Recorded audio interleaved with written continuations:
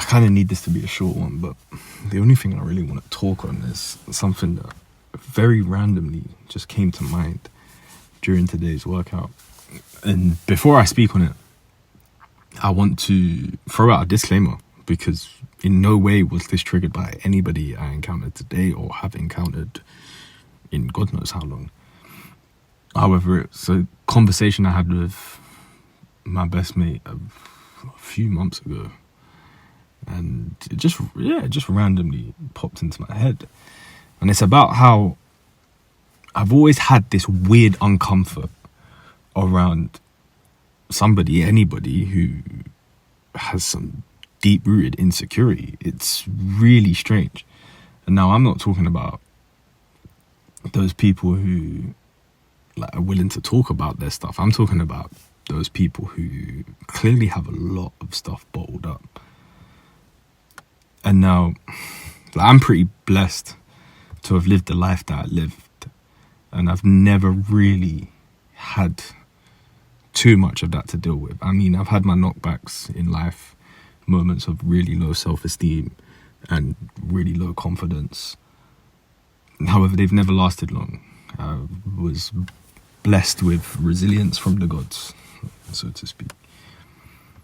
However, there's this crippling feeling I get when I encounter somebody who, when I look into their eyes, it almost feels like they're broken, and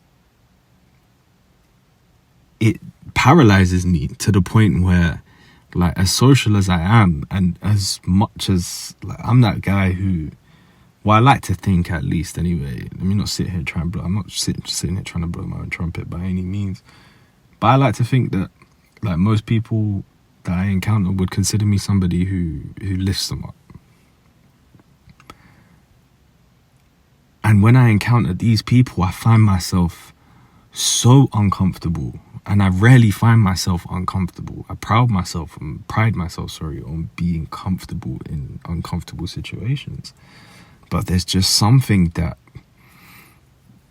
makes my skin shiver when I encounter somebody like this. And it takes me all the way back to school. Like, I can even think of a person or two back in school times who, like, I could just never, ever connect with on any level, no matter how trivial. And it was always strange to me, and it was a code I could never crack. Even to this day, it's an enigma that I just can't decipher, and it's something I'm determined to do. I'm determined to not necessarily shake the discomfort, but embrace it, welcome it, and find a way to live in it and allow myself to come out and, I don't know, hopefully in some capacity help this person. Like, again, I'm not trying to sit here in any way trying to sound like I think I'm God's gift to earth. Don't get twisted. Like, I believe I'm a God. I believe we are all gods by virtue of our ability to create. However, like, I think it's important as a conscious being, as a conscientious being, to be conscious of your desire to uplift your fellow man. And now, I'm only talking about my interaction with guys. This isn't something I care for, really. It's never bothered me with women. But yeah, man, it's weird. It's really, really weird. And as a side note, like, just in case anybody is listening to this having fears that it's them, if I've held a conversation with you as short as 30 seconds, then you can rest assured this has absolutely nothing to do with you, because I struggle to put into words the crippling discomfort I experience in these situations, to the point where I am removed from that situation in an instant, in a heartbeat. I can't deal with it. I can't deal with it. And like I said, I've only had that experience once in a very long time, a very, very long time. And my first thoughts and experiences of it take me all the way back to school.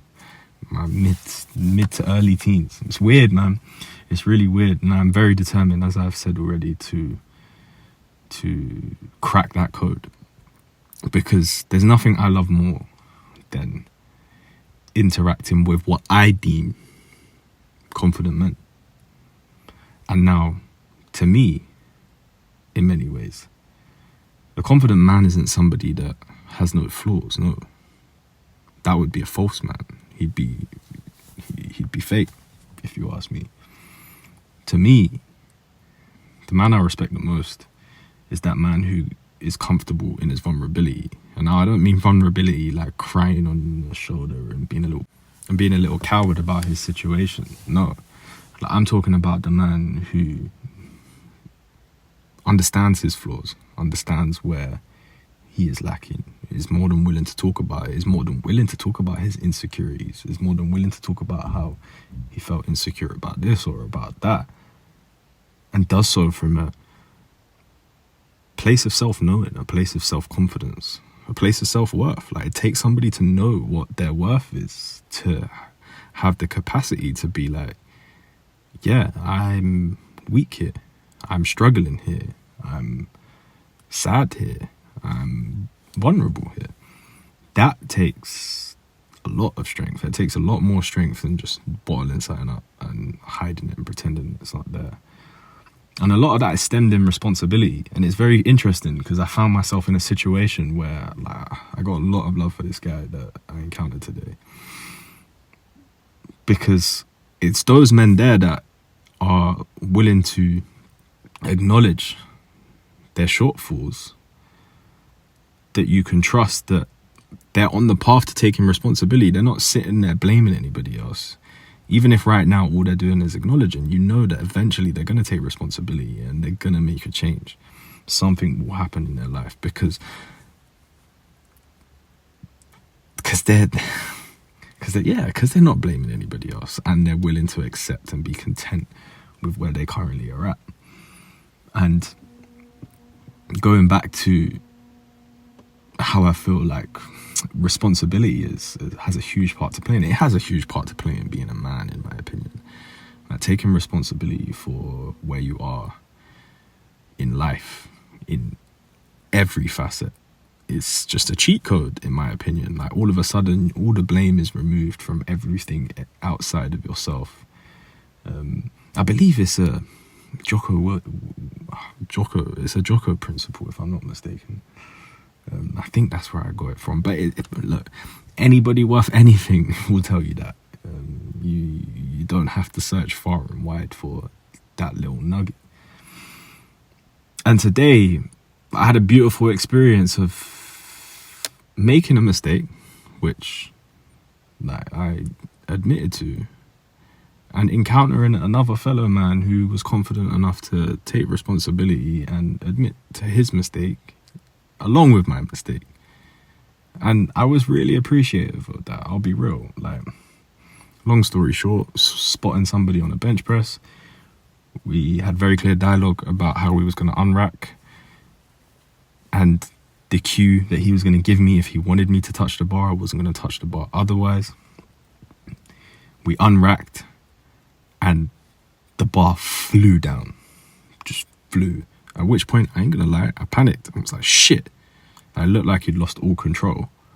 So he's bounced back up off his chest, and I've barely, but ever so slightly, touched the bar to help him re-rack. At which point I was like, bro, I'm so sorry, I can't lie. Like, bro, I wasn't expecting you to fly down like that. My hands were still under the bar and I just kind of panicked. And he was like, no, that was my bad still. That was my bad. Like, I should have given you a cue for it being my bar. I shouldn't have gone down that quick. Anyway, some rest. He takes some rest. I get on with my set. And he goes for it again. We have the clear dialogue about how we're going to play this one. Played it to a T and got that weight up, light work. It was all him. It was all him in the first place anyway. But I came out of that like, you're really a G for that. I'll be real, bro. Like, you're really a G for that. Not only did you share responsibility, because 100% there was a huge element of responsibility on my part, and 100% there was a huge element of responsibility on his part. Not only did you own your responsibility, with me, you saw, okay, cool, that's a good place for us to work from. Like, we're going to get this a second time. And you had faith, and you continued, and you did it, and you got it up. You got it up clean as well, man. Yeah, bro, like, it's nice to be surrounded by wolves, I'll be real. And I'd imagine that there's a lot of gym environments out there. Like, I was speaking to one of my best friends the other day. He's recently got back into the gym. And he was telling me about how, like, the people at his gym now, they're blessed, man. And he hasn't even been there that long. He, admittedly, is far more socially equipped than me. I'll be real. He's one of my many inspirations. And yeah, like, I imagine the gym being, and many gyms around the world, be in those environments where, like, if you allow yourself to connect with these people, like, you'll very quickly realize that you are surrounded by wolves, and a wolf is only as strong as the pack, and the pack is only as strong as the wolf. And you're guaranteed to improve if you make yourself part of the pack, man. So yeah, man, it was a wicked session today. As a little tangent, I had a really good session today. It was just that just one thing just popped into my head at a really random time as well. I was doing accessory work and bicep curling, and it just hit me. Like, I hadn't even spoken to anyone that triggered it or nothing. It just hit me like, damn, I really, like, this really gets me. I don't know where it came from, but anyway, if you made it this far, this is a fairly long one. I appreciate you more than you can imagine. Hope you had a great day, or will have a great day. And I shall see you tomorrow.